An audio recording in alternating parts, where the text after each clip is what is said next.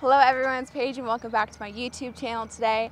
I'm at TPC, Colorado. So I've been wanting to do this video for a long time, but since I live in Arizona and we don't have heavy rough, I thought it'd be perfect to do it here because, I mean, look at this stuff. So I'm going to show you how to hit out of heavy rough, and that's today's video.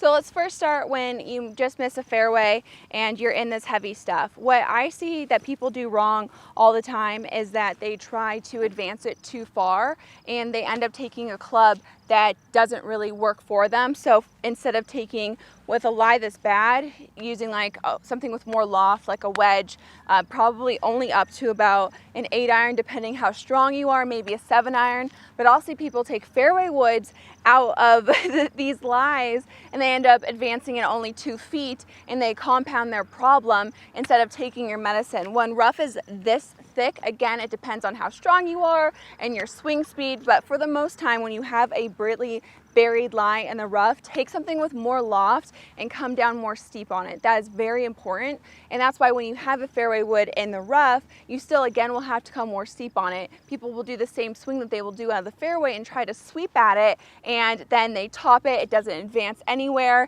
and then they're left still in the rough with almost the same amount of yardage in, which is not great.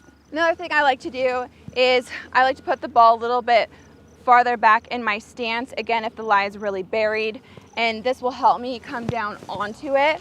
Not a lot, doesn't need to be off your back foot, but instead of having it just forward of center, maybe just center, and that really helps. And again, you need to almost have like a hacking motion instead of a sweeping motion. So when you're here, I like to choke down just a little bit and I come down as steep as I possibly can to almost pop the ball out instead of trying to sweep it as I would more if I'm on the fairway. So again, it's more of like a hack instead of your normal swing. This is going to look ugly. It's not going to look good. All you're trying to do is get the ball out as far as you possibly can. And again, it's a hacking kind of motion and you might not even have much of a follow through because again, the rough is going to hold your club up.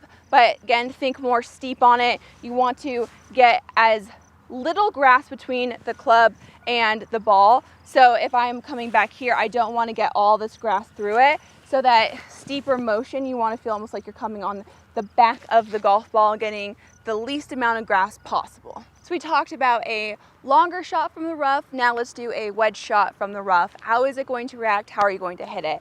So it's going to follow the same keys that I was talking about before, where you want to come down more steep on it, you don't want to sweep it. And with wedge shots, I actually tend to hit them a bit more steeply, so I don't really have to change too much of my technique here. One thing that's really going to be different from the fairway with the rough, and I'm sure you guys already know this, that it's going to roll a lot more. So you have to be a little bit more creative with the shot that you're visualizing. So for example, there's not much in front of me, so I can roll this shot up to the screen, which is actually going to be really helpful. And being in the rough, I think on this shot is going to be great compared to if I was in the fairway. I don't know if I landed short, if it was going to spin, it was going to get down to that slope. And so now I really don't have to think too much about that. It's going to, again, still be that hacking motion, and the rough is still unpredictable. So you could have the perfect shot in mind, you could do the perfect swing, and when it comes out, maybe it just doesn't roll as much or you don't get as much distance as you were planning on. So again, manage your expectations when you are in the rough, and there's just so many variables that you can't control. And I think that's something to just keep in mind too, not get too down on yourself when you are in the rough and maybe it doesn't turn out exactly how you want it to.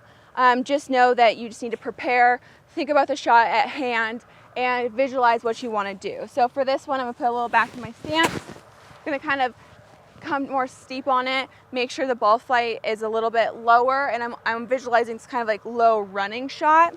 I'm going to take my 54 on this one. I would say keep it with a more lofted club, always in the rough. If you start using things that have less loft, it's just harder for it to get out. But you could take a less lofted club but still have it be a wedge, and that would probably be a little bit better.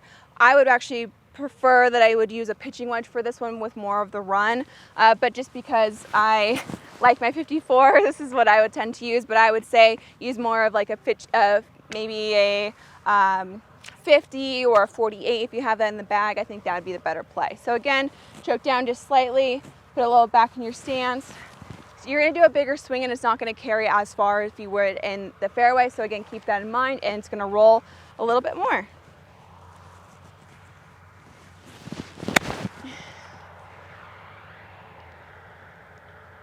Okay, so as you could see, that I did all I could. It was a very buried lie, so I had to come really steep down into it. But I did exactly what I needed to do, and it carried what it needed to carry, and it rolled out. So again, didn't look pretty, but it worked. And yes, I showed you how to get your ball out of the rough, but sometimes you need a little help from your friend, like my ball grabber here. It extends to 12 feet. It's not just great for water. I use this in the desert when I don't want to get like any cacti on me, but you can use it for the rough too. So over here, I can't find my golf ball. Oh wait, I found it. So if you need help with me grabbing your balls, then go to ballgrabber.com and get your ball grabber today. Okay, so we talked about the longer shot, the mid-length, and now we have the short shot out of the rough, which I think people seem to struggle with the most.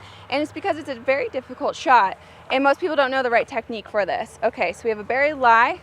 You want to hit this like it's a pop stroke. When I say pop stroke, literally this is what you do. That is it.